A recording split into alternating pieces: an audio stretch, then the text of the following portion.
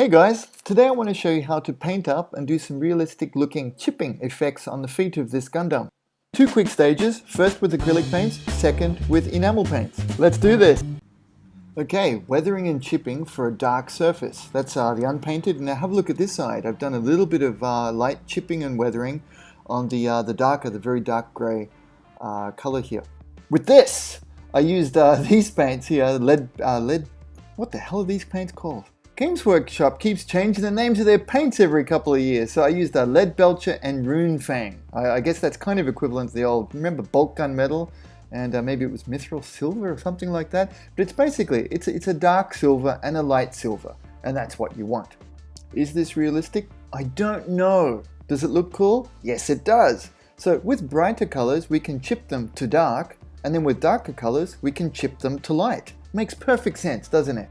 Stinky Link will never steer you wrong, I promise, trust me.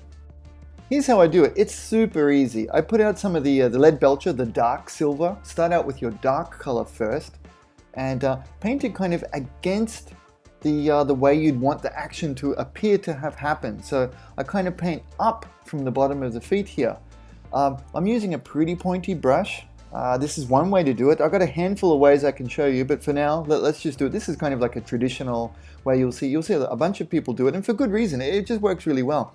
And I'm doing it's kind of like, it's a highlight. Not kind of like, it really is. It's just a highlight, but you're doing a scratchy highlight to make it visually interesting and to make it look like the paint has worn and, or paint or the exterior surface has worn off. In places to accentuate the shape of the bottom of your Mecha feet here. So I'm doing a light one across the top here because you can't imagine the upper surfaces of the feet would be getting a lot of action, and I do it a lot heavier along the bottom part of the feet. And I'll put more depth and detail semi-randomly, but also with an eye to visually making a good amount of appeal there. These new Games Workshop paint bottles are actually pretty good. You know, you can give them a bit of a shake one-handed there, boom, pop them open, and there's enough paint left up in the top of the lid here to drag enough out just to get a bit of work done. I'm quite liking it. So here, this is the brighter color, the Runefang, and I'm putting that beside the Leadbelcher. You can hear the birds going nuts, they're loving this too.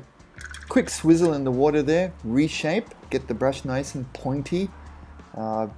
And I added, that's right, I used a bit of this medium, Lamian medium, and it paints like an extender. I think it's the acrylic medium suspended there. It gave me a little bit more working time, which was nice for painting the highlights here.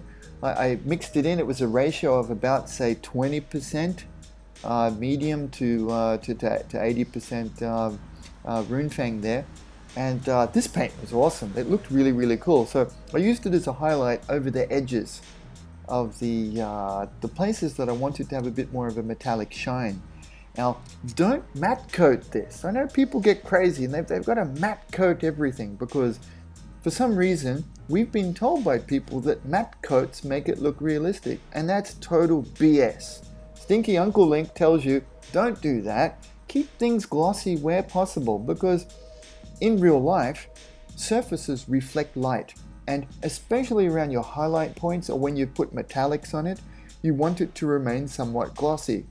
Now, if you matte coat, after doing all this lovely work and using these metallic paints, which generally a little bit more expensive than grays, you may as well have just used gray.